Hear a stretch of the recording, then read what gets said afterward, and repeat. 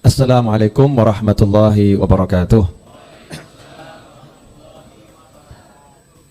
Hadirin yang dimuliakan Allah Subhanahu wa taala.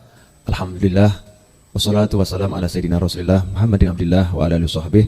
Allahumma shalli ala sayyidina Muhammadin salatan taftahu lana biha futuhal arifin wa tufaqihuna biha fiddin wa ala alihi washabbihi.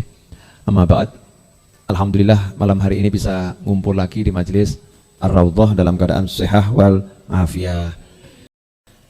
Kita akan melanjutkan sekilas tafsir surat Al-Fatihah, dan kita pada Jumat yang lalu sudah sampai Alhamdulillahirabbil alamin. Kita telah bahas apa itu arti Rabb. Ya, Rabb itu artinya secara umum yang maha menciptakan dan mampu memelihara. Jadi maha memelihara, bukan sekedar menciptakan dan juga memelihara ciptaannya. Dan setelah kita renungkan bagaimana sebagian dari cara Allah memelihara ciptaannya yang kita ketahui, maka kita pun akan berdecak kagum dan mengucapkan subhanallah. Kemudian kita mengetahui diri kita ini lemah, diri kita nggak punya apa-apa, digerojok, diguyur nikmat oleh Allah Subhanahu wa ta'ala. Sehingga semakin kita mengenal Allah, yang ada semakin syukur. Ya, semakin mengenal Allah, yang ada semakin syukur. Tapi ketika disebut Allah ini yang mengatur alam semesta, memelihara alam semesta, maka ya timbul ketakutan. Kita ini kecil, lemah, berhadapan dengan zat yang maha agung, zat yang maha besar. Sedangkan kita banyak salahnya kepada Allah Subhanahu wa ta'ala. Oleh Allah kemudian dihibur lagi. Alhamdulillahi rabbil alamin, ar-rahmanir rahim. Diulangi lagi. Yang sebelumnya di basmalah itu sudah disebutkan bismillahirrahmanirrahim. Ternyata setelah alhamdulillah Allah ulangi lagi dua namanya, ar-rahmanir rahim, yang maha pengasih dan juga maha penyayang. Sebetulnya ar-rahman dan ar-rahim itu artinya sama, seperti yang sudah saya terangkan. Ar-rahman sama ar-rahim itu artinya sama. Hanya saja dalam bahasa Indonesia kalau diterjemahkan sama kan tidak enak. Ada aturan penerjemahan. Kalau dua kata artinya sama, maka ketika menerjemahkan cari kata yang sepadan. Jadi kalau kasih itu sama, sayang artinya juga sama. Maka disebut yang maha pengasih lagi maha penyayang. Pertanyaan, ya, kalau memang Ar-Rahman dan Ar-Rahim itu artinya sama, sejatinya Ar-Rahman dan Ar-Rahim itu apa toh? Ya, sejatinya Ar-Rahman dan Ar-Rahim itu apa? Dikatakan oleh Imam Abul Qasim Al-Qushairi dalam tafsirnya, tafsir Qushairi, yang dimaksud Ar-Rahman dan Ar-Rahim itu adalah dia Allah, ya, dia Allah berkehendak memberi nikmat. Jadi dikatakan menyayangi, maha menyayangi, itu karena Allah berkehendak untuk memberikan nikmat. Ini kita bahas insya Allah 1 jam. Setuju? Ya. Berkehendak memberikan nikmat. Kalau kita punya Tuhan, Tuhannya senangnya ngasih nikmat. Sebetulnya berhubungan dengan Tuhan seperti ini enak atau enggak enak? Loh, kita punya Tuhan, Tuhan kita ini kalau bahasa gaulnya, bahasa kasarnya gitu ya. Kalau dalam hubungan manusia dengan manusia, ada orang baik, hobinya ngasih hadiah. Ada orang hobinya ngasih hadiah. Kira-kira kita jadi teman orang tadi senang atau enggak senang? Senang ya? Orang punya teman hobinya ngasih hadiah. Dikit-dikit ngasih hadiah. Dikit-dikit ngasih hadiah. Nah, Allah itu Tuhan yang selalu suka memberikan hadiah. Selalu suka memberikan hadiah. Selalu suka memberikan nikmat. Nah, kalau Allah selalu suka memberikan nikmat, berarti nikmatnya Allah bisa dihitung enggak? Enggak bisa. Lawang itu udah jadi namanya Allah, sifatnya Allah, suka ngasih. Ya, suka ngasih. Dari sini, dari nama Allah yang Ar-Rahman dan Ar-Rahim ini, mestinya kalau kita mau duduk 1 hari saja merenungkan apa yang sudah Allah berikan kepada kita, ya nanti kembali lagi adanya alhamdulillah. Ya, kembali lagi adanya alhamdulillah. Tapi coba sekarang dihitung. Apakah kita sudah pernah duduk ngitung apa yang sudah Allah berikan kepada kita. Ibu-ibu yang di atas, sudah pernah ngitung, Bu? Belum. Ya, yang diberikan suami udah pernah dihitung? Sudah. Terus jawabannya, yang diberikan banyak atau banyak yang belum diberikan? Biasanya jawabannya banyak yang belum diberikan. Yang sudah diberikan itu dilupakan. Itu wajar perilaku istri. Betul ibu-ibu? Oh betul, ngaku kan? Dan ternyata perilaku istri yang begitu itu dialami oleh seluruh manusia secara umum. Manusia itu terhadap Allah ya seperti itu. Manusia kepada Allah itu tidak ngitung yang Allah berikan, tapi ngitung yang belum Allah berikan. Betul. Seakan-akan yang belum Allah berikan itu bukan pemberian. Padahal kalau Allah belum ngasih, itu berarti Allah lagi ngasih. Aneh ya. Kalau Allah belum ngasih, itu berarti Allah lagi ngasih. Karena Allah tidak pernah tidak ngasih kita. Allah selalu ngasih. Jadi belum dikasih atau tidak dikasih, itu berarti lagi dikasih. Mana mungkin Tobib? Mana mungkin Yai? Mana mungkin Ustadz? Lawang saya pengen motor nggak dikasih kok katanya saya udah dikasih. Contoh begini Pak. Bapak punya anak umur 2 tahun. Minta motor.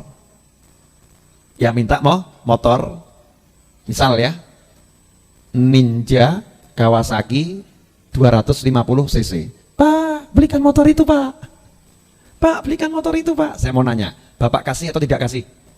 Tidak. Kalau Bapak kasih berarti Bapak ini termasuk waras atau sakit jiwa? Perlu diobatkan ya? Nggak dikasih kan? Kenapa nggak dikasih? Masih kecil. Jangankan naik motor mengendarai, naiknya motor saja belum bisa, megangnya juga tidak mampu. Artinya kalau dikasih, anak ini mainan motor tadi yang terjadi justru kebruan motor mati. Ya, kebruan motor terluka. Makanya bapaknya memutuskan tidak memberi. Bapak yang tidak memberi anak ini sebetulnya lagi ngasih atau nggak ngasih? Ngasih apa dia? Kasih sayang nyelamatkan anaknya. Lagi memberikan kasih sayang, justru nolaknya itu sayang. Nggak ngasihnya itu lagi ngasih. Nah banyak hal yang mungkin kita rasa kita belum diberi oleh Allah, itu bukan belum diberi, sudah diberi. Sudah diberi. Justru ketika Allah menahan, itu Allah memberi. Paham? Jangan paham boleh, nggak paham ya nggak apa-apa. Karena nggak semua orang harus paham. Ini judulnya pembahasan yang rotok dhuwur didik ya. Nggak paham nggak apa-apa, untuk ada kelas-kelasnya. Nggak paham berarti kelasnya belum paham. Kan betul loh ya. Nah, kalau yang sudah paham berarti kelasnya sudah paham. Kan cuma ada kelasnya 2, 1 sudah paham, 1 belum paham. Jangan paksa orang untuk paham, tapi kita doakan agar semua orang bisa paham. Ini kalau kita udah paham ini enak. Minta anak kok belum dikasih, itu sudah dikasih. Ya mungkin kalau dikasih anak jadinya seperti ibu zaman sekarang. Belum punya anak, dungo, datang kiai, habib, ustadz, paranormal sampai orang nggak normal. Didatengin, tolong. Ya, lihat orang gila dikira ini wali gitu kan. Tolong doakan anak saya biar punya anak, doakan saya biar punya anak. Berjuang nih minta kemana-mana doa, ya, minta doa. Hasilnya dapat, hamil istrinya hamil. Kemudian lahir punya anak, setahun disayang, 2 tahun disayang, giliran 7 tahun dimaki-maki anaknya, 8 tahun dipukul anaknya, 10 tahun tempeleng itu anaknya. Saya mau nanya, ibu ini, bapak ini yang berbuat seperti itu dapatnya pahala atau dosa? Dosa. Nah ini belum dikasih. Bisa jadi kalau dikasih dalam pandangan Allah nanti jadinya seperti model ibu-ibu yang seperti itu. Ada enggak ibu-ibu yang begitu?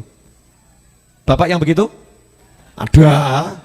Oh enggak ada. Bapak ya ada, ibu ya ada. Maka judulnya kan sampai ada apa tuh, komisi apa tuh, anak tuh, perlindungan anak. Karena ada orang tua yang kasar pada anaknya, minta dikasih tapi kemudian anaknya diabaikan, anaknya dimaki, dimarah, dipukulin, dikecil-kecilkan, dihinakan. Nauzubillah min dzalik. Maka ketika orang minta anak belum dikasih, nah itu kebaikan buat dia. Nanti kamu kalau dikasih paling ya modelnya sama dengan yang begitu. Jadi dia tambah nggak baik, sakno anakmu. Lebih baik nggak punya anak dulu. Lebih baik nggak punya anak dulu. Minta jodoh, kok nggak dapat. Itu lagi dikasih. Kok lihat ke Mas Edwin semua. Lihatnya kok ke Mas Edwin semua, kenapa ini? Ya, karena beliau udah minta tapi belum kasih.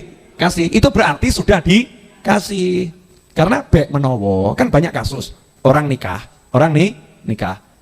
Nikah jalan setahun ketemu pasangan yang ketemu wanita lain, ya kan? Ketemu wanita lain, jatuh cinta dengan wanita tadi. Akhirnya rumah tangganya dibubarkan, nikah dengan wanita tersebut. Ya, nah karena ini Mas Edwin baik, mintanya beneran baik. Allah sayang, jangan dikasih dulu. Daripada nanti kok dikasih nasibnya sama dengan yang model begitu-begitu. Nah, ya kan? Naudzubillah min dzalik. Dipilihkan dulu satu yang pas, yang ayu nentrem ke hati gitu ya.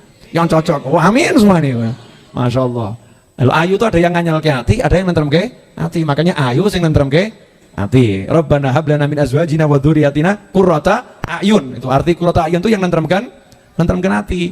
Nah, ini enggak dikasih, belum dikasih, berarti sudah dikasih. Karena Allah itu Ar-Rahman Ar-Rahim, doyan ngasih, senengnya ngasih, hobinya ngasih. Dan kita punya Tuhan yang seperti ini kok takut gak dikasih, kan lucu. Takut hidup, kan lucu.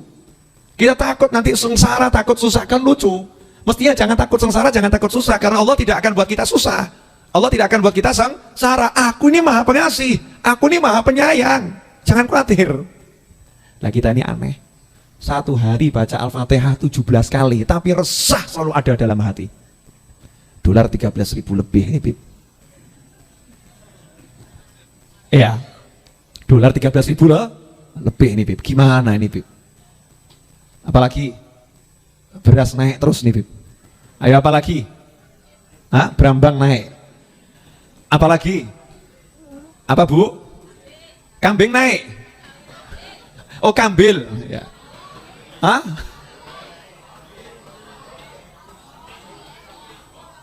Apa, Bu? Lombok naik. Apalagi? Sampai ibu-ibu pun naik ke Raudhah itu. Semua naik nih, barang-barang naik. Gak usah bingung. Jangan khawatir, kita punya Allah yang hobinya ngasih. Jangan khawatir, biar semua naik. Terserah yang mau naik-naikkan terserah. Nanti Allah yang ngatur. Ya Rabbi, tinggal laporan toh ya.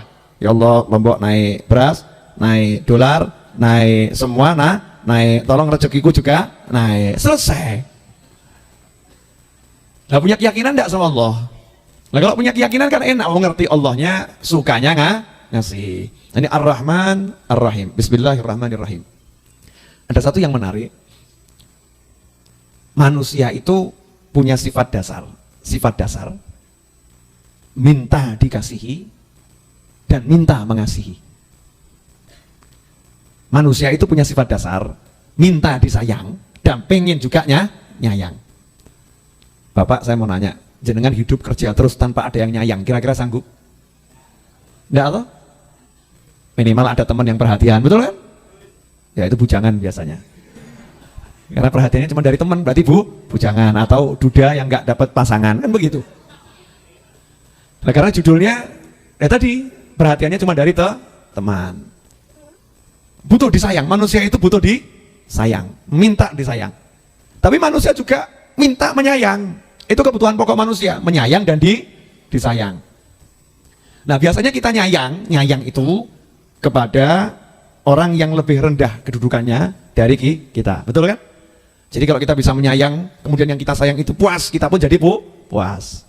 Judulnya ya, suami itu nyayang istri, ayah ibu nyayang anak, kan begitu ya? Itu ada kepuasan, istri nyayang suami, karena ini kan pasangan, ya pasangan. Biasanya yang lebih tinggi nyayang yang lebih rendah. Hendaknya yang tua menyayangi yang muda, kan bahasa hadisnya kan seperti itu. Yang muda bukan nyayangi yang tua, yang muda memuliakan yang tua, yang tua falyarham menyayangi yang muda, yang besar nyayangi yang kecil, yang punya kekuasaan menyayangi rakyatnya, yang nggak punya kekuasaan. Seharusnya seperti itu. Nah, kalau ini dijalankan, maka manusia akan mendapatkan kepuasan, kepuasan. Tapi ada satu hal yang manusia nggak bisa puas, nggak mungkin bisa puas. Kebutuhan untuk disayang. Karena manusia itu kalau disayang sama orang yang serupa, yang sayangnya sama dengan dia, itu nggak puas. Boleh saya kasih contoh, Pak? Boleh. Ada seorang pria punya istri, dia nyayangi istrinya. Ya, Terus dia juga disayangi istrinya. Kalau pria ini menyayangi istrinya sepenuh hati, lah istrinya menyayanginya cuma 1/4 hati, puas tidak kira-kira? Tidak puas, betul kan? Suami menyayangi sepenuh hati, istri menyayangi sepenuh hati, itu juga kadang masih terasa belum puas. Masih butuh kasih sayang. Makanya biar manusia ini puas, manusia harus dapat kasih sayang dari zat yang maha menyayang. Nah Allah pun katakan, aku siap menyayangi kalian. Aku siap menyayangi kalian semua, dan aku sudah menyayangi kalian semua. Allah ngasih tahu, makanya kalau kita udah menempatkan diri kita nyari kasih sayangnya Allah, cari kasih sayangnya Allah, hidup ini jadinya puas. Maka banyak orang udah punya duit banyak, tapi hidupnya galau, kurang kasih sayang, betul enggak? Kan aneh ya, kok sampai kekurangan kasih sayang? Aneh atau? Nah karena salah cari kasih sayang dari manusia. Lawang setiap manusia itu butuh kasih sayang. Lawang kita minta kasih sayang sama orang yang butuh kasih sayang, kan repot. Nah kalau Allah nggak butuh disayang, Allah nggak butuh disayang. Wong Allah itulah yang maha penyayang. Wong kasih sayang itu miliknya Allah. Seharusnya kita minta sayang dari Allah, baru pas. Pertanyaan, monggo silakan diunjuk yang udah dapat kopi malam hari ini. Ya silakan diminum. Pertanyaan buat Bapak Ibu sekalian dan termasuk pemirsa di rumah. Kira-kira selama ini kita nyari kasih sayang dari manusia atau dari Allah? Jangan ngaku-ngaku dulu. Allah. Ternyata nggak diperhatikan, suaminya marah. Bilang katanya nyari kasih sayang dari Allah. Itu berarti kan kalimatnya kalimat palsu, manis di bibir, kecut di hati. Ini alhamdulillah ngomong begini, ibu-ibu di atasnya ada manfaatnya. Saya nggak lihat langsung soalnya. Ya, tapi ibu-ibu bisa lihat saya. Dari mana kok bisa lihat? Oh ternyata sekarang punya ilmu ya. Walaupun nggak lihat ke bawah bisa lihat saya. Ternyata lihatlah layar. Jadi begitu. Kebanyakan kita ini manusia lupa. Mintanya sayang bukan kepada Allah, mintanya sayang kepada manusia. Maka kata Allah seakan-akan yo rasakno, nggak pernah puas. Maka hatinya kan pincang, terseok-seok hatinya berjalan ini. Hatinya mengalami labil, mudah jatuh, rapuh. Nah orang yang sudah menjadikan hidupnya hanya butuh kasih sayangnya Allah, ya Allah ngasih sayangnya dikit dia langsung mabuk. Bapak-bapak mohon maaf ya, kita bicara yang romantis dikit boleh? Bab romantis saya ganti posisi duduk. Ini bab kasih sayang, ini memang bab yang paling mengerikan. Seluruh dunia itu cari kasih sayang yang masih normal loh ya. Nah kalau udah nggak beres otaknya ya rusak ya, wallahu alam. Tapi yang normal cari kasih sayang. Perhatikan lagu-lagu dangdut, pop, rock, keroncong, apapun itu yang dibahas tentang apa? Kasih sayang, love, cinta, betul kan? Betul enggak? Iya. Isinya hidup, wah itu ada Habib Eki itu. Nah ini ada teman saya, Habib Talib. Ya. Teman dari mulai SD sampai SMP, teman SMA pisah gitu ya. Seringnya ketemu di jalan nih, kalau datang delik soalnya. Ya, boleh dilanjutkan? Butuh kasih sayang, itu manusia.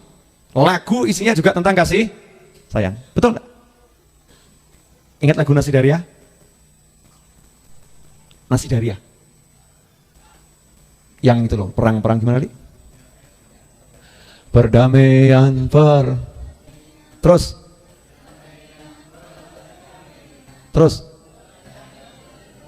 kok gitu terus? Maksudnya lanjutkan syairnya. Ali masih ingat? Damai ramai terus? Jadi yang ngarang lagu juga bingung-bingung. Banyak orang cinta damai, tapi perang makin rame. Lah ini manusia ini aneh. Manusia itu yang dibutuhkan kan cinta, kasih sayang. Damai itu kan cinta, kasih sayang. Tapi perang semakin ramai. Betul? Ya. Assalamualaikum warahmatullahi wabarakatuh. Itu ada kasih sayangnya Allah, rahmatnya Allah dan berkahnya Allah. Butuhnya cinta, butuhnya kasih sayang. Oke, udah siap semua? Ini bab menarik loh ya. Kopi sudah diminum? Ya, jenengan, saya belum.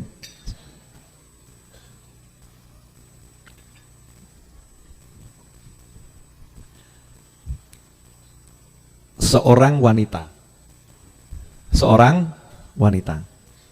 Pagi disapa, siang dihampiri, sore dihantar, malam ditemani. Malam ditemani. Saya mau nanya, kira-kira wanita seperti ini merasa seneng atau sengsara? Loh, ibu tuh seneng kan? Pagi disapa, sayang. Oh, istrinya kan, gimana pagi ini kabarmu? Seneng dia. Ya. Siang ditemani, diajak makan, diajak keluar, diajak jalan-jalan. Sore diantarkan, yuk pulang ke rumah lagi. Malam udah ditemenin berdua.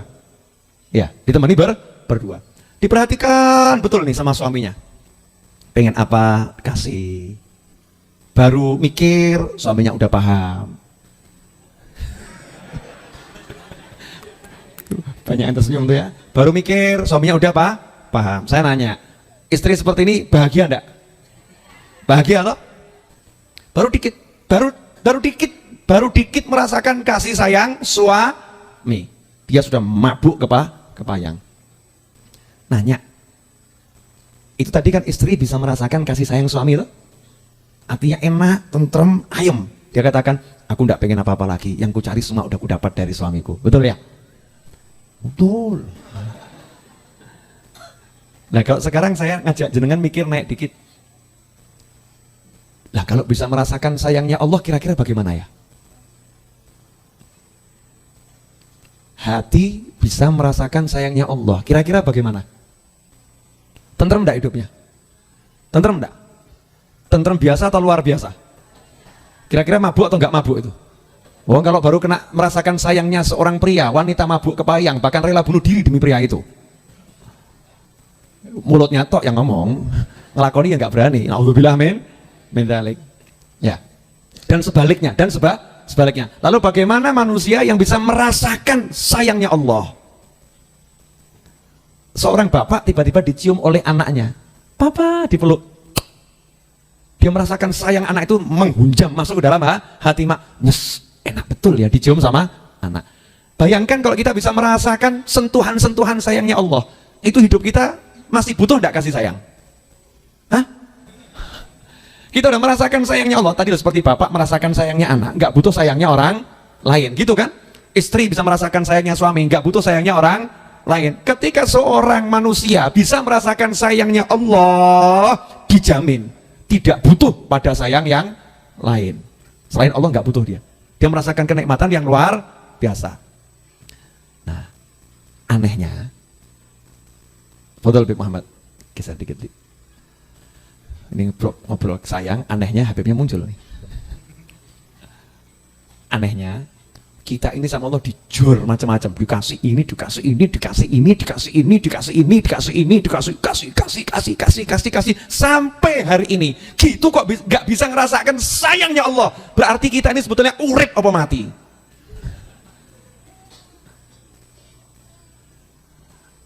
Nanya, ini semua ini tersenyum menyerah kalah atau? Kurang apa Allah? Saya mau nanya, Allah kurang apa? Udah dikasih kan sama Allah macam-macam kita ini? Dikasih. Kalau kita katanya Rasulullah jubilatin nufus li hubbi man ahsana ilaha, kama qala sallallahu alaihi wasallam, jiwa manusia dicetak sedemikian rupa akan jatuh cinta pada orang yang berbuat baik kepadanya.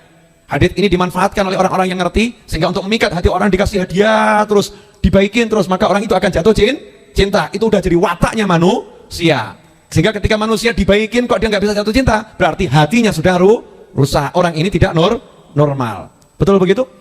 Lah, kalau kita ada orang tonggo ngasih hadiah terus, atasan ngasih hadiah terus, teman ngasih hadiah terus, kita pun akan jatuh cinta. Kita akan merasakan sayang dan kita akan senang.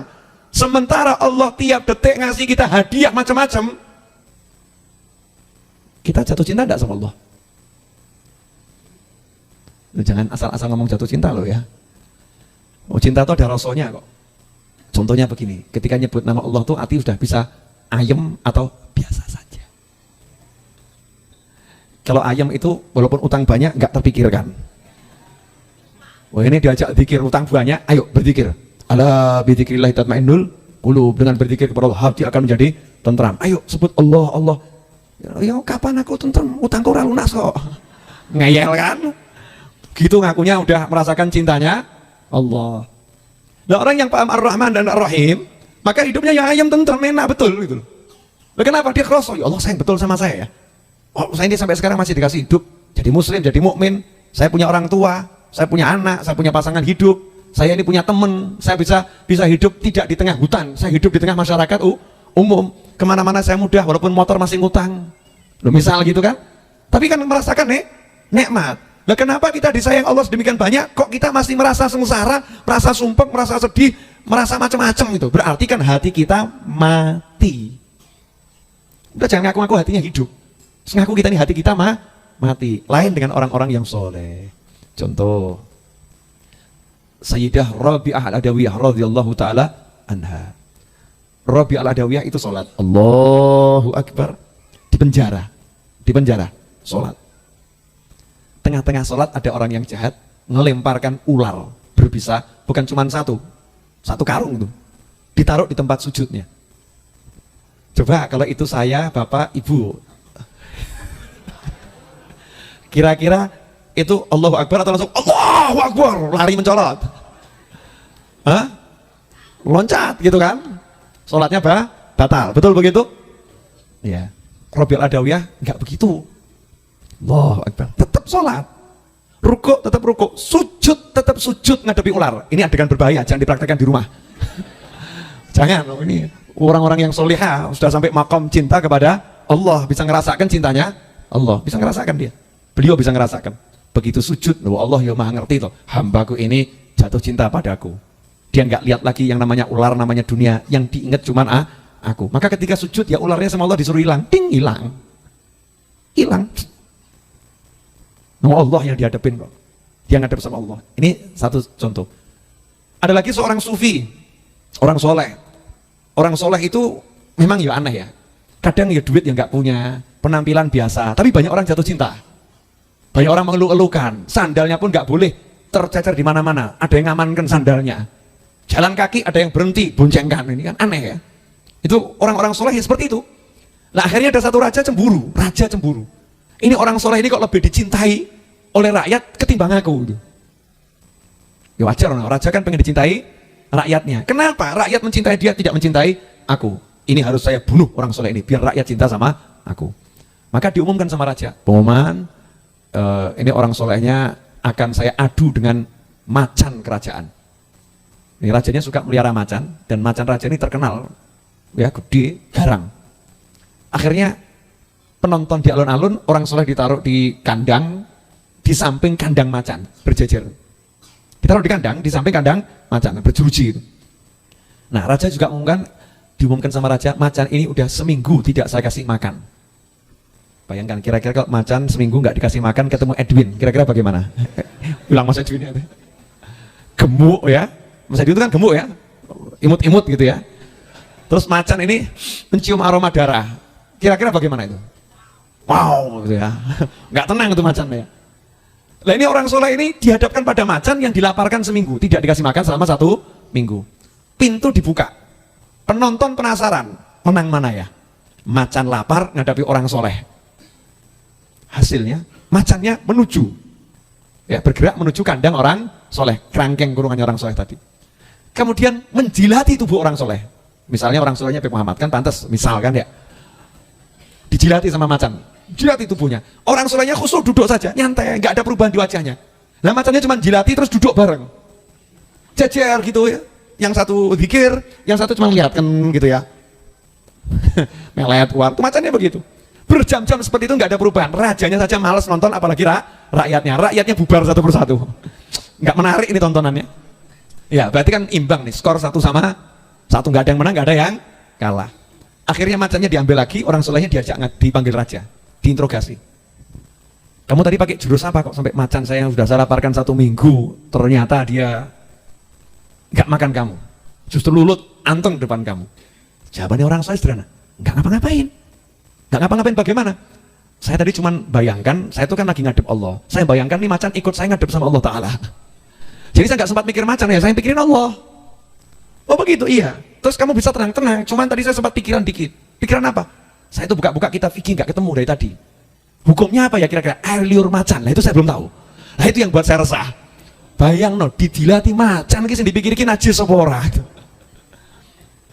Masih ada yang seperti itu di sini? Di sini ada? Saya pinjamkan punyanya Juruk satu nanti ya. Kalau gaya gitu kan ya. Oh, bisa Beb, ayo tak ajak neng Juruk gitu kan. Kemah-kemah sama macannya gitu. Biasa dapat daging, ini kok ada daging yang empuk gitu ya. Kemah-kemah. Bisa paham maksud saya? Jadi orang-orang soleh itu mereka hatinya sudah dapatkan cintanya Allah, sayangnya Allah. Jadi nggak takut apa-apa gitu loh. Nggak takut sama yang menakutkan dan tidak terbuai dengan sesuatu yang orang lain terbuai. Udah cukup mau dicintai Allah. Boleh saya kasih contoh? Coba sebutkan nama di dunia ini yang kira-kira paling cantik lah. Yang saya nggak tahu. Mungkin ada yang tahu yang hadir? Perempuan. Enggak, zaman sekarang, jangan zaman dulu. Demi Moore. Jamila, apalagi itu ya. Poati katanya. Siapa lagi, Pak? Nama wanita-wanita yang cantik. Saya mau ngasih contoh ya. Kalau saya ambil contoh zaman dulu kan nggak masuk apa namanya? Susah kita mau menerapkan di akal kita. Udah di televisi itu kan banyak artis cantik-cantik, banyak kan? Banyak. Udah ambil misal salah satu artis yang paling cantik, misal ya, Miss Universe. Dianggap ini namanya Miss Universe itu kan wanita yang paling cantik di dunia menurut versi orang yang buat kontes itu. Paling ayu. Ini ada satu orang semanggi.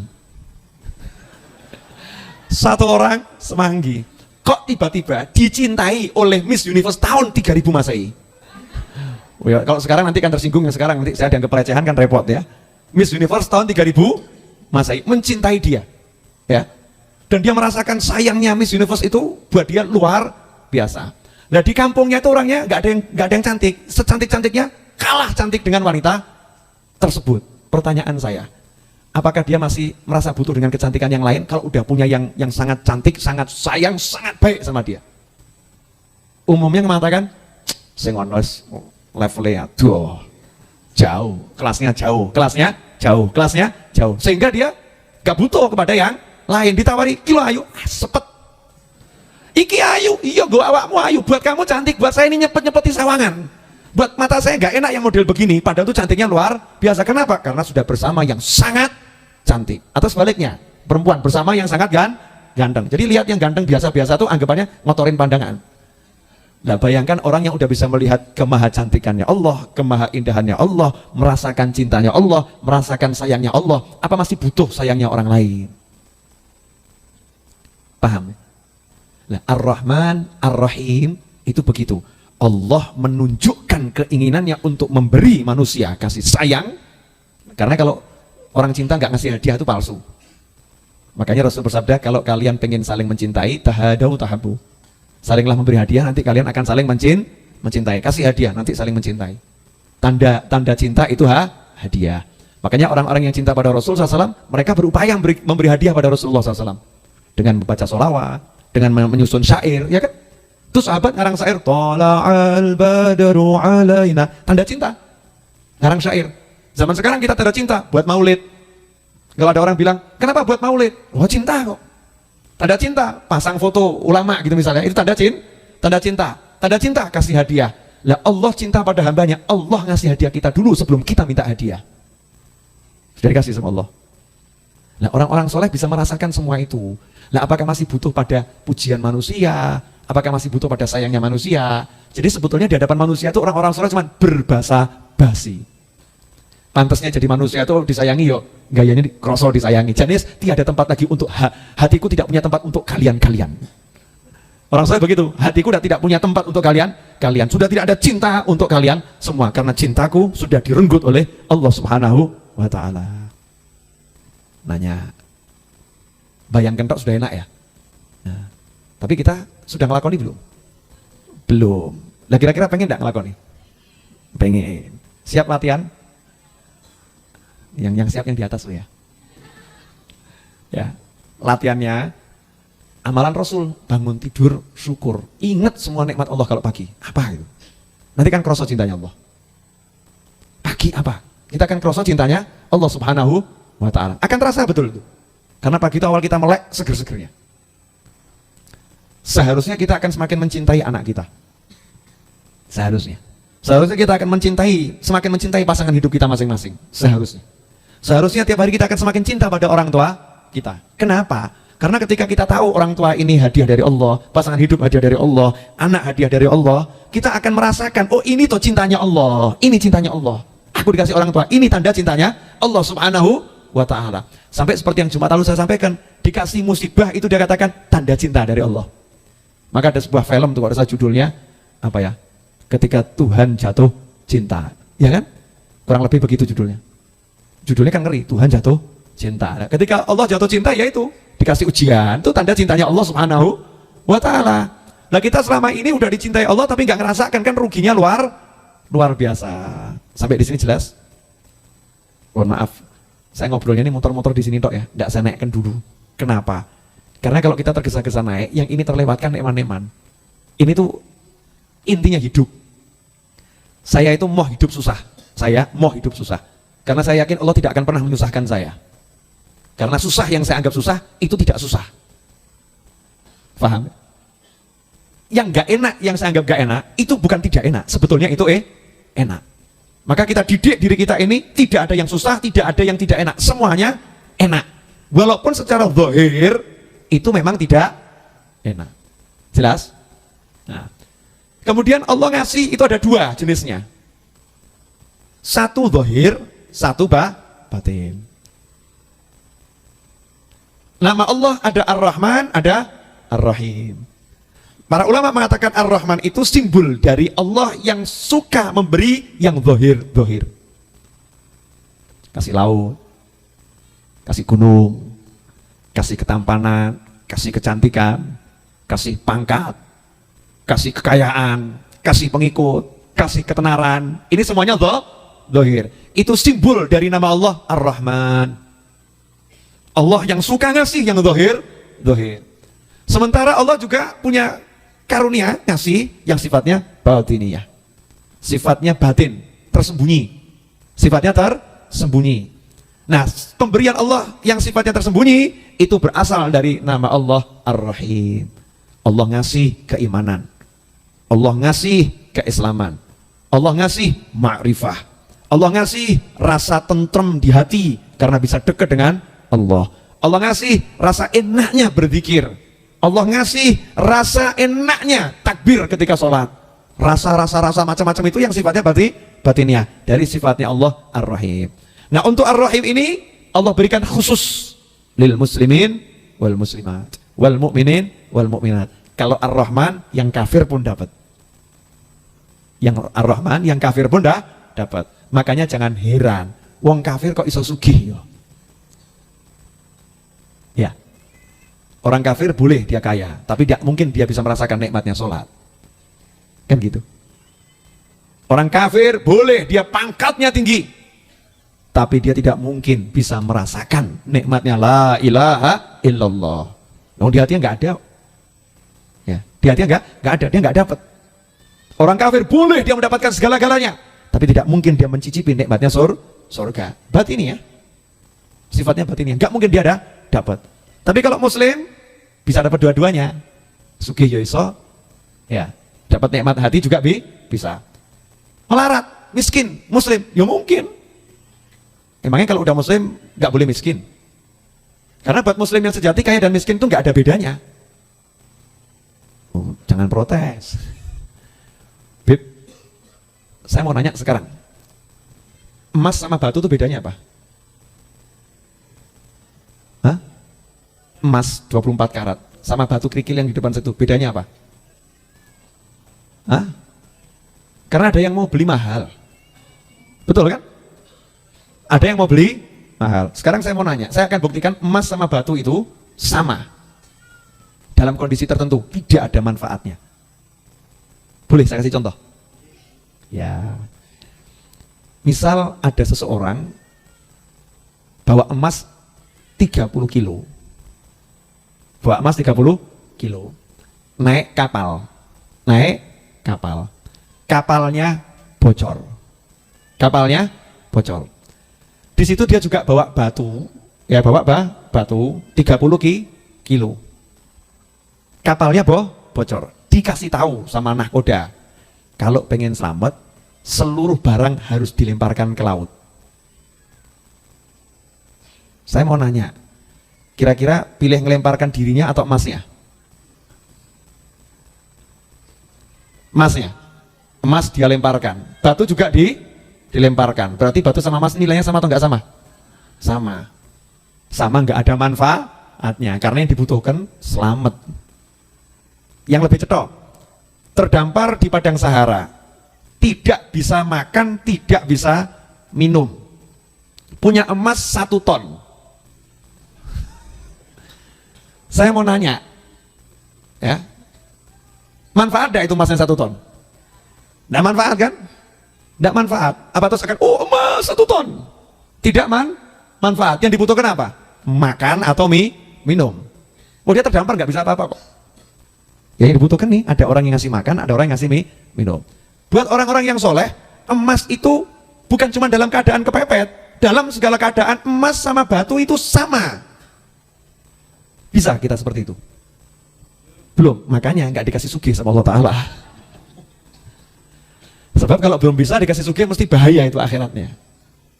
Bahaya akhiratnya. Jadinya sombong, jadinya nguat-nguat. Kelong nanti bahaya.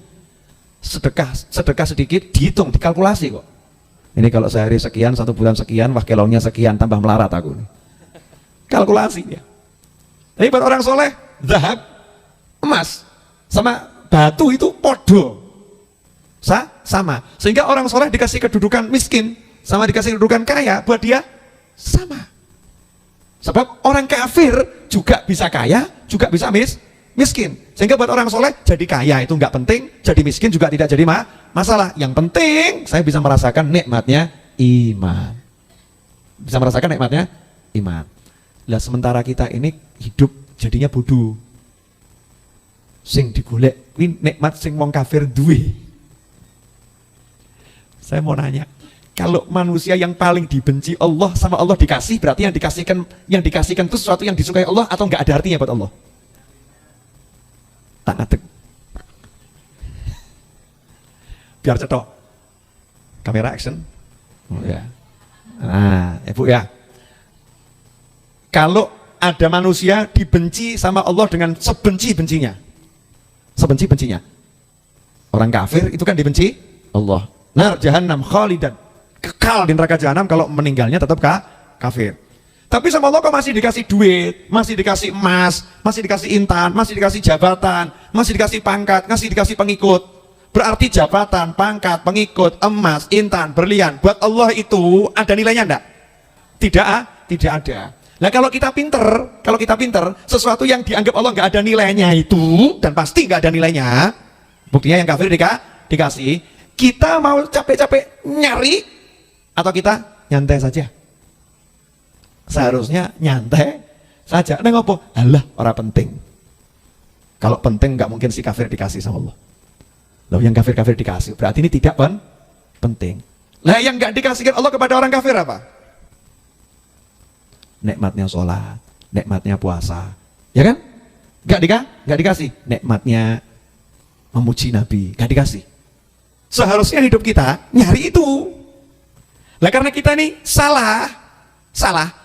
Yang nggak penting kita kejar, yang penting tidak dikejar. Makanya hidupnya sengsara sebelum sengsara. Paham toh? Nanti kan di sana kan ada kesengsaraan lagi toh. Jadi sudah sengsara sebelum sengsara. Lain dengan orang-orang soleh, dia nggak mau ngejar itu. Yang dikejar apa yang Allah tidak bagikan kepada semua orang, yang Allah kasihkan pada orang khusus. Misal saya kok ngedum macam-macam, berarti ini biasa toh. Terus ada satu saya kasih tahu, kamu nggak usah ikut ngambil, sudah saya siapkan menu khusus buat kamu. Berarti yang saya siapkan ini istimewa atau nggak istimewa? Istimewa. Sudah saya kasih tahu begitu, kamu nggak usah ikut rebutan. Di dalam ada yang buat kamu khusus. Orang tadi masih ikut rebutan. Kira-kira saya senang atau jengkel? Jengkel loh. Lah, kira-kira orang itu siapa? Ya kita ini. Sudah kasih tahu sama Allah, tak kei swarga, tak kei ganjaran, tak kei tentrem, tak kei pena. Oh cuma rebutan donyo, aku yang mau ngomong tak dum donyo kayak. Betul kan? Jangan rebutan dunia seperti orang-orang itu, jangan. Aku kasih kamu yang khusus, tak simpenkan buat kamu. Ambil dengan sholat, ambil dengan zikir, ambil dengan bekti pada orang tua, ambil dengan nyayangi pasangan hidupmu, ambil dengan menyayangi anakmu. Lakonono kuwi, golek ono ning kono. Nah kita ndak. Orang itu anjing ning jero omah, yo ono aja. Mesti dalam rumah, iya kalau ada. Bisa dibohongin gimana? Kan repot nih. Tiba saya nanti masuk rumah ternyata, oh maaf stok habis. Mumpung ini ketokan cetha moto ya kelihatan depan mata ini, ambil dulu aja lah ini. Nah kalau gitu sama manusia, saya jenengan nggak percaya saja, saya rodok gelo. Nah, apalagi Allah yang maha benar, nggak mungkin keliru, dibegitukan hambanya. Lah kira-kira bagaimana? Makanya Allah mengatakan, la in syakartum la azidannakum wa la in kafartum inna 'adzabi la syadid. Kan seperti itu. Nah Allah ini sayang kepada kita nggak suruh urut sama yang urut-urut, nggak suruh sibuk sama yang sibuk-sibuk, disuruh sibuk cuma sama Allah Ta'ala. Mesti setan bisi. Nah terus uripe nganggo apa, Beb? Bayar SPP pripun? Hidupnya bagaimana? Bayar SPP-nya bagaimana? Nanti biaya hidup saya dari mana? Lah itulah proses hidup kita yang salah sejak kecil sehingga sampai gede ini cara mikirnya, pola pikirnya juga salah. Mau bukti? Mau bukti? Ya, cerita yang sederhana saja. Sudah dengar cerita ini bolak-balik, tapi akan saya ulangi lagi. Cecak itu rezekinya apa? Nyamuk, laler, dan kawan-kawan, betul? Iya. Terus cecak hidupnya di mana? Di tembok, dinding, atap, betul? Nyamuk? Mabur. Cecak punya sayap enggak? Kalau saya jadi cecak dan saya boleh protes pada yang menciptakan saya akan katakan pada pencipta saya, na'udzubillah min dzalik, kita nggak boleh protes kan? Kalau boleh protes kan katakan, wahai yang menciptakan aku, sungguh engkau tidak adil. Masa aku cecak di tembok dikasih makan nyamuk yang bisa terbang, aku nggak punya sayap, gimana caranya aku makan itu? Betul kan? Tetapi ada enggak cecak mati kelaparan? Tidak ada. Coba jangan bunuh cecak itu, mesti kan perutnya gendut-gendut, mirip saya gini. Gendut gitu kan perutnya. Ini gendut cuman perutnya tok nih. Kalau Habib Muhammad perutnya gendut, tangannya gendut, alhamdulillah. Kan imbang, cakep. Kalau saya kan seperti busung lapar. Nggak cakep gitu. Kalau beliau masih cakep gitu. Boleh dilanjut. Ternyata cicak itu gendut-gendut. Dan cicak itu kulitnya bagus, bagus. Makannya santai. Cicak apa? Gitu kan? Santai dari tembok ke tembok, jalan gitu. Dia nggak memikirkan rezekinya dari mana. Dia taat sama Allah. Udah tugas kamu jalan-jalan di tembok, yuk melaku. Nah, nanti nyamuknya bagaimana? Urusan nyamuk aku yang urus, bukan urusanmu. Betul kan? Nah, maka sama Allah dikasih. Nah, kita ini dikasih tahu Allah ngeyel. Urusanmu sholat, urusanmu puasa, urusanmu bekti, urusanmu baik, urusanmu senyum, urusanmu sedekah, urusanmu zikir, urusan kamu belajar, itu urusanmu. Jangan nanya urusanku. Urusanku ngasih rezeki sama kamu, itu urusanku. Betul kan? Kita ngeyel. Nah kalau saya sholat terus nanti terus makannya dari mana? Ya teko mulut. Masa makan pakai dari kuping? Enggak ada tuh ya. Makan ya dari mulut, kecuali di infus lain kan ya. Tapi kan nggak disebut makan, apa? Di infus, beda. Mudeng maksudnya. Nah, rasakan tuh, Allah tuh sayang, dirasakan. Allah sayang, Ar-Rahman, Ar-Rahim, ngasih nikmat. Nikmatnya ada yang zahir, ada yang batin. Sudah yang zahir ini nggak usah dipikir, nggak usah dioyak, nggak usah dikejar. Lakoni aja hidup dengan ibadah. Beb apa nggak kerja? Saya ngomong sopo. Lu kan kerja kan termasuk perintahnya Allah kan, suruh kerja tapi nggak usah rebutan kayak yang rebutan dulu. Paham? Direwangi ngapusi. Betul kan? Oh takut ngapusi, direwangi ninggalkan sholat. Wah nanti kalau saya buat sholat nanti itu orangnya keburu pergi. Sholatnya diganti ditinggalkan, nyepelekkan sholat, nyepelekkan ibadah. Betul kan? Direwangi buka tokonya itu sampai jam 12 malam. Ya. Setiap hari biar banyak rezekinya. Akhirnya masjid tidak disentuh. Ini yang salah. Kalau jenengan kerja ya bagus ya bener, tapi kerja seperti cecak tadi lo, nyantai mau melaku neng tembok selesai.